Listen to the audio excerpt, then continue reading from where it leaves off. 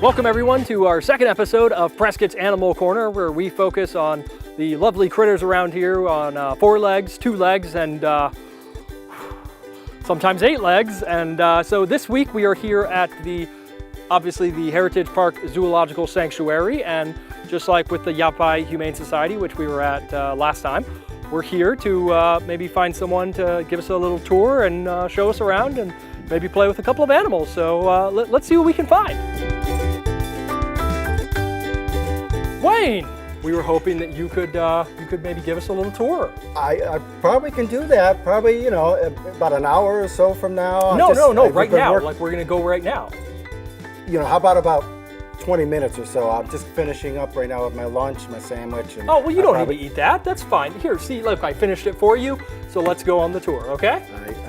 We might as well. I'm good. Okay, let's go. Cool. So we are now in. So these are brand new to the zoo, aren't they? They are only a couple of weeks. They've been here. Donkeys. They're kind of what's called miniature donkeys, even though they do kind of look pretty big. But I think if we've seen donkeys before, they can get pretty big up to horse size as well too. So these are mini donkeys. It's a mom and a daughter, and we have their names are Donkey, spelled a little different, and Tippet. They are their names. Very sweet, adorable. They, as you saw, they just came right up to us here. As soon as we started rolling, they kind of were like, all right, we're done here now. And everything. They actually share their home with our 2 Royal Palm turkeys. The turkeys just kind of stay away. The first introduction was kind of like, these guys were, what are those things? Right, yeah. You know what I mean? They came from a private owner that couldn't keep them any longer, and she was afraid they were going to have to be put down. We have to ensure that we can house them properly. Right. We can take care of them. We can feed them and everything. And it was determined that we can. Great. And so we got them. Yeah, what I want to kind of keep reminding people, and you did a great job there, is this isn't just a zoo like other zoos that you go to around the country. This is, as it says, it's a zoological sanctuary. Yes. So there's more to it than just like, oh, look at the cute animal. Oh, definitely that. Everyone here has a story, you know, even the snakes and... Oh, they have snakes. Great. Yeah, That's I heard super your exciting. Favorite too, the tarantula. Oh, well, you know what? I'm kind of partially favorite to both the tarantula and the snake. Oh, so I don't think we have time for this episode to go over there, but I know, nuts. But I got some friends to introduce you to. Oh, I can't wait for that. That will be super exciting. Yes. But, you know, these donkeys are just a really a welcome addition to the facility. And again, you know, we don't look to get babies here. We don't discriminate. If it's a 2-month-old or if it's a 20-year-old animal that only maybe has a few years left, that has all these medical issues that we got to care for, if we can provide the home for them, we're going to do it. You know, we're looking to, you know, give an animal that otherwise wouldn't have it a home for life. So yeah, Rob, like I was saying, you know, we love all these critters. You know, people always say, who's your favorite? Who's your favorite? And you think for a second and you go, well, you know, Cassie the tiger, but you know, Gus the bear, his baby. And you hate to say a favorite because we show no favoritism. Well, they're not listening. Who's the favorite? Cassie the tiger. Okay. But yeah. Well,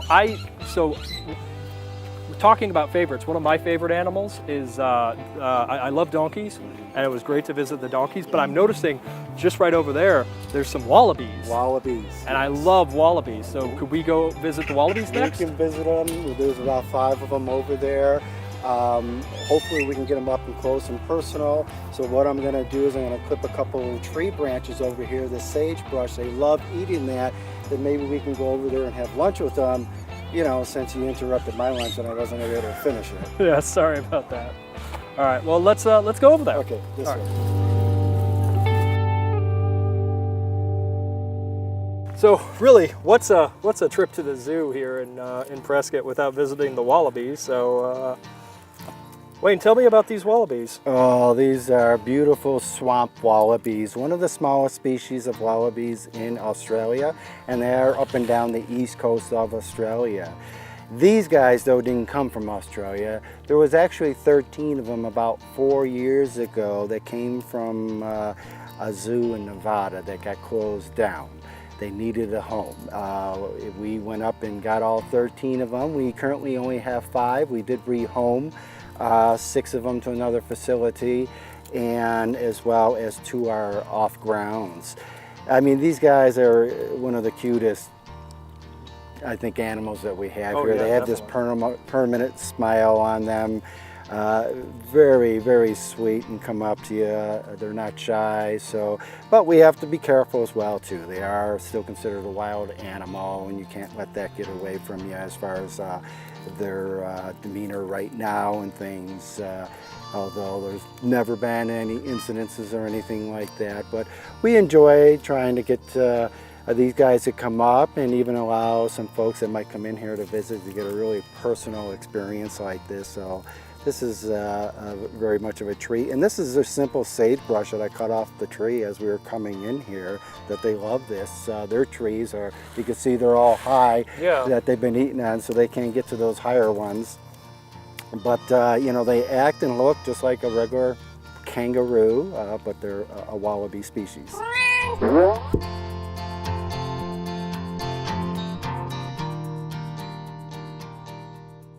When we got these 13 in, about a couple months after they were here, I was sitting down just watching them because they used to come and sit on your lap, and I used to love that. And I saw movement in one of the bellies of one of them. That was in the morning. I came back in the afternoon to re-verify that, and sure enough I saw it, but it was in a different one. Well, 2 of the wallabies, the females of course, ended up having joeys. And they can hold their gestation up to 2 years until the time is right. Wow. So again, they felt so comfortable being here at this facility that they end up having their offspring. The offspring are grown up there. They're a couple years old. One of them is probably back that way. You can't tell it's a baby because it's the size of these guys now. But that was so exciting to see a baby growing up from just something you couldn't see to something a little poke up in the pouch, and then seeing it in the pouch and coming out of the pouch. Seeing that life cycle was just really fabulous. And, it must have been interesting for the trainer to be like, oh look, there's 4 wallabies, and then come back and be like, there's 5 now. Like, right. That's interesting. Yes. Of course, all the males now are neutered. Right. You know, but these were impregnated before they ever came to our Hi there. facility. We have their. I was wondering. I was like, oh, this is great. So they can't get through. Oh no, they this can. rope area, and oh no, they definitely can. Yeah, that's why we can't have this. What we call the wallaby walkabout open if we don't have somebody to monitor it, a volunteer or a staff member, because they can come right up to the public. Yeah. And we just have to ensure that the animals and the people are safe, and if we don't have anybody that's able to stay here, then we can't open it up. We have to watch what you bring in here, food and all that, because they can get right up on you. Right. Again, we all kind of know how kangaroos act aggressively. Yeah. They box, and they can kick you with their hind legs. These guys can do the same. So you're and they'll just give you that uppercut punch and just knock you right out. Oh look, it's gonna come to Emma, our camera person. Oh, there we go. Eating the shoelace, I think. Yep, super exciting. See, no one's safe here on Prescott Animal Corner. The host, Wayne, our guest, our camera person Emma, is. Those aren't your favorite clothes, are they? No, oh my gosh! Can't believe she's doing that too. Oh, that's that. Yeah. Wow. Okay. Cool. Well. Yes. So we're gonna maybe take a look around a little bit more here at the zoo and take a look at some of the other animals, and yeah, we'll be right back.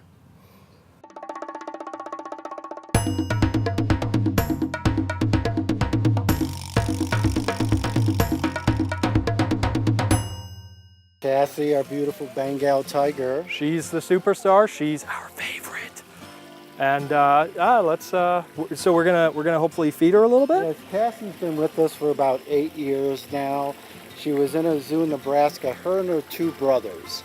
At only 3 years of age, they were unscheduled within weeks to be euthanized, put down to death. The zoo was closing down. Very difficult to rehome an animal like this. If another zoo wants a tiger, they already have one and they get them from certain sources. Our tiger, Samson, at the time had just passed away, so we had an opening. We contacted the facility. We went up there. Not only did we grab Cassie, but her 2 brothers and brought them back. And we rehomed her 2 brothers to another facility up north in northern Arizona. So Cassie is a beautiful Bengal tiger. We bought her cup. She had just eaten a little bit ago, but I don't know, a cat that refuses food. So we got a couple pieces of meat here. What we do with Cassie and our dangerous animals is that we train them. We're not training them to sit, roll over and all that, but to stand, to lay down, even sit in front of us. So if there's anything medical issue, we can take a look at that without having to knock her out all the time. So I'm going to do it first, Okay. and then I'm going to even allow you to do it. Oh, awesome. I get to feed a tiger. Keep your hands Right. in plain view at all times. Okay, yeah, definitely. Cassie gets fed 6 days a week, 8 pounds of feeding.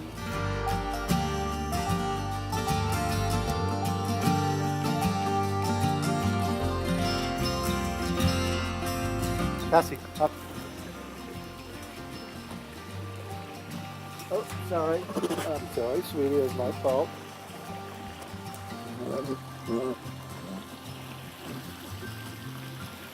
So what we try not to do is let her take the skewer with her Right. and everything that happens. So we're gonna put this on here, Okay. and I want you to give her a command. Not so much as going up, but maybe coming up to here. Okay. Just Cassie up Okay. like that, and put it right through the hole there. All right, here we go, folks. It's been nice knowing you. Cassie, up, up, up. Is that good? Yeah. Okay. Stick it right There you go, through. Cassie. And there you go. Ta-da!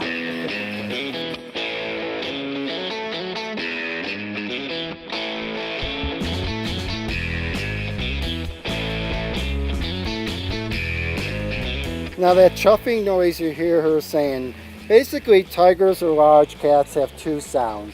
A chuffing type of noise like this and the growling. The chuffing is good. So she could even do this chuffing in the wild to another tiger that she recognizes and likes, and maybe even invite them over to share her meal with her, or growl at it and say, don't even think about it, keep on moving. So Cassie's acting all lovey and dovey to me right now. Well, you've got food. Here, baby. Up your feet. Up, up, up, Up. Come on. Up. Just like a cat. No, Just you like feed a me. cat. Like, And again, she just ate, so she's not Right. ready to do everything, but we're going to be easy on her.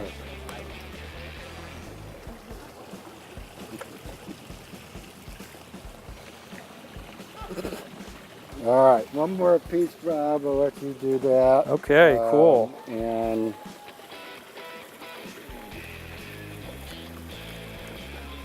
Okay, so do I bring her over here, or? yeah, Cassie, you can bring her over and give her right here. come on, Cassie. There you go. Oh, wow, right away. All right, cool. Well, that was great. So thank you, Cassie, for allowing us your presence today. And But I was just saying, she's chuffing and acting all lovey-dovey to me, let me pet her. But during feeding time, if her meat is sitting here and I'm standing here, she's going to act to me like I'm someone who's trying to steal her meat from her. And she will growl and act accordingly. If I was on that side of the fence, she would surely take me out. Right. When she finishes all her food, all of a sudden she's back to her lovey self again. So Cassie's 11 years old, beautiful Bengal tiger, and There's only 2,000 Bangle tigers left in the wild.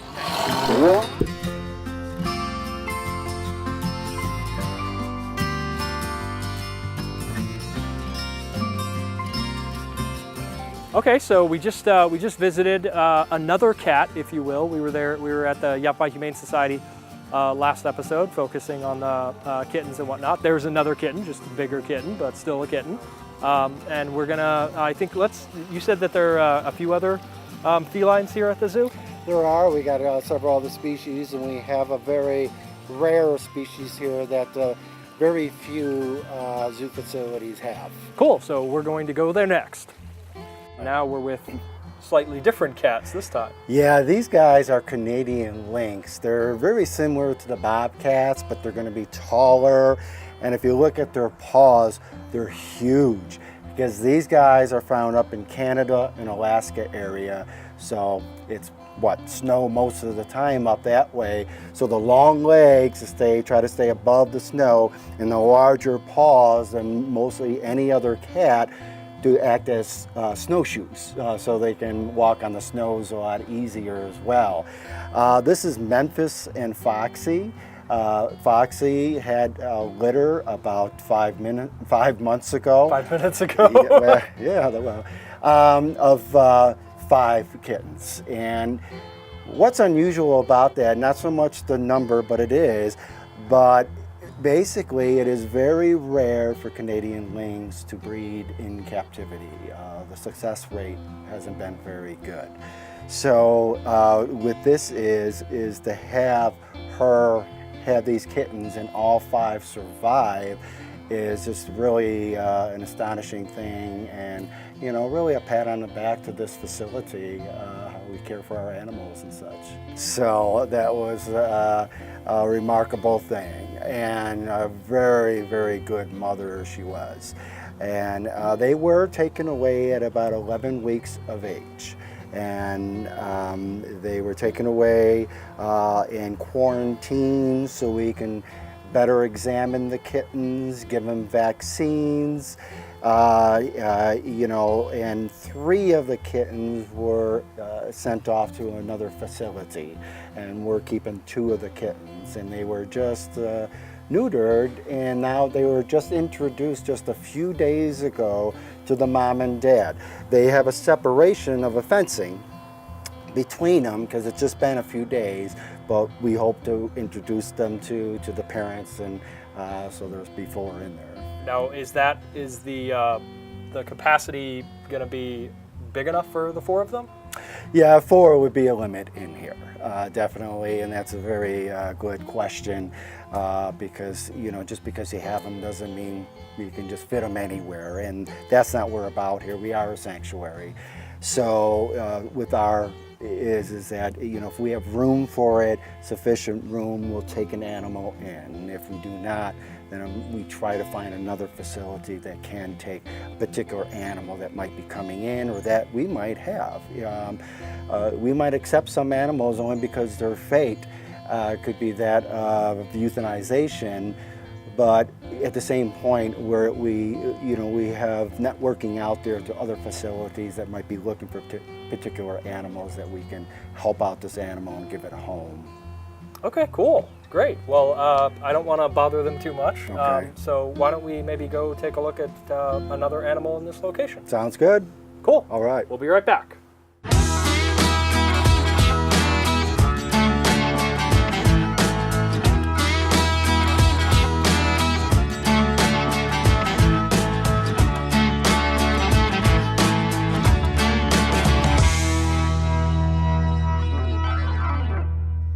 We are now here in the lemur pit, right? Yeah, so ringtail lemurs. These are one of the more common lemur species that you would see in zoos. They're very good in groups, and in the wild, they're from Madagascar. So just like the movie Madagascar, right. You see the lemurs. That's these guys right here, though. These guys don't do too much of a song and dance all the time. I don't know. They seem to be doing some. This one seems to be really. They're eyeing you up, Rob. Oh, I bet. I think you got something they want. I think I do. I think. Okay, so I'm going to feed this guy right here, and oh, yep, he just took that right there. So. Yep, there you go. And okay, all right. Let's. How about this guy? Up there you go. Wow, that was. And they're so gentle. Not only either with their hands like that, they'll also take it by their mouth. But they're so gentle doing it. Yeah, it didn't even like. It actually kind of. It almost like spooked me and how just quickly it is. And I don't know if Emma wants to get the one by her leg, but well, there's a super friendly one right there. He is a new primate. He's still a young guy, kind of like a teenager. Oh, okay. We just got him, not been a year now. He came from a homeless lady down in Phoenix. Oh, wow. The police were driving by, and this lady was just sitting about with a lemur on a leash that she said she got when it was born, and it was 5 months old at the time, so she had it for 5 months. And a lot of times the young ones will jump on your shoulder, they'll sit there, carry on, where the adults will not, although they might get pretty close to you. But when they're babies and they're young, they kind of like to jump on you and, hey, what are you, you know, and it's fun. Go down there. Go down there and see if it. Eat it. Now what's this guy? This guy seems he's super jealous that we're not. Jealous that we're not Ricky. Playing him. Ricky, okay. Is a capuchin monkey. He also came from Phoenix, from a hoarder's house, actually. So if you want to, be careful with Ricky, though. You can. Oh, okay, hand him a I can peanut. give him a peanut. Okay. So, but not towards the mouth. Let me make sure I've distracted this guy. Oh, look, he just ate it right there. Okay, so now I'm gonna feed Ricky, and not in the mouth, or just hand it to him. I would just try handing it. Okay, here you go, Ricky. We're both scared. There you go, and that's for you to there we go. Very intelligent animal. Compared to the capuchin monkey and the lemur, it's like night and day. Very intelligent up here. He has a prehensile tail, so you know he's a New World monkey, which they have the prehensile tail, so he can hang from his tail. And all of our primates have some type of enrichment. We might take a puzzle box that you might give a toddler that they have to move left and right and everything, and we'll hide treats in there and get these guys to move this, and pull out the treat that they would have. That would be great to see, like.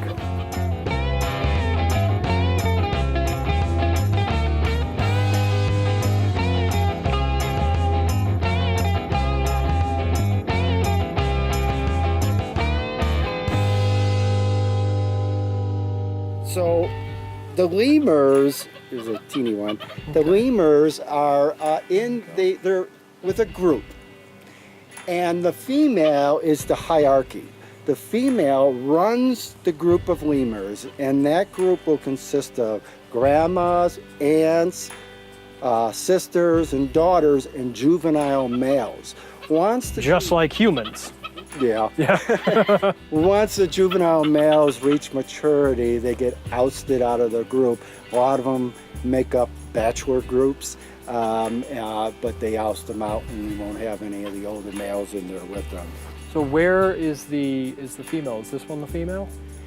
That is, yes, that is the head female. I'm gonna feed this little guy over here as well. But what do you know her name? Yo-Yo. Yo-Yo, here you go, Yo-Yo. And I love how this one immediately was like, hey, you handing out treats? I want a treat. Give me a treat. yeah, we don't want to discriminate. Right, of course not. That. So we want to make sure. Now, the males will stay in the background. Right. And if they come up and try to get something, other than the little guy, because he's still a young one. Right. But the older male may not be allowed to come here. Oh, so okay. The yo-yo or one of the other females might yell at him or turn and run back, but we still want to go. Right, we still want to try and feed him. So let's feed this little guy who's right over here. We can find another one here. Hang on a second. I know. I know our viewers at this point are probably super excited about the teeny possibility of this little guy climbing on top of me. So, hey, he looks like a tree. You want it? You don't want it? So the little guy is going to allow you to do that. Right. The adult may The adult may not. Okay.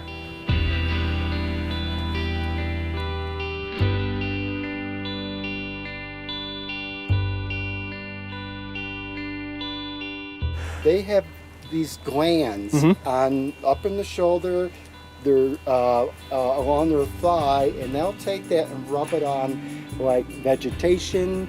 So maybe the group in the wild is walking by, this is my territory, this is what it smells like, and they might even do it to, you know, they do it a lot in here as well too. I want to feed this male over here. Yes, go ahead and walk on over there. Feel something fall on your head, it might not be a leaf.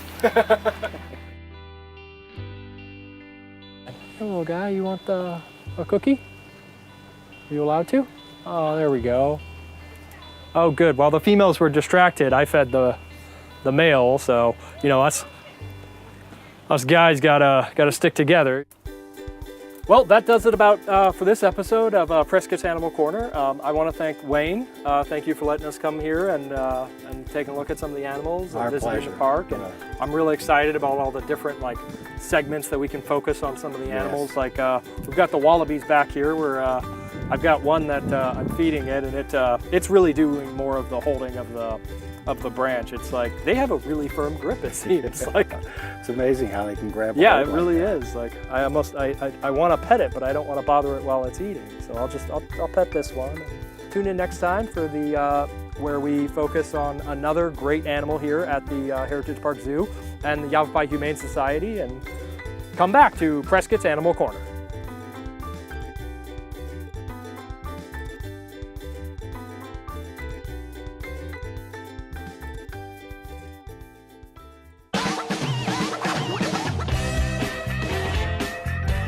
What?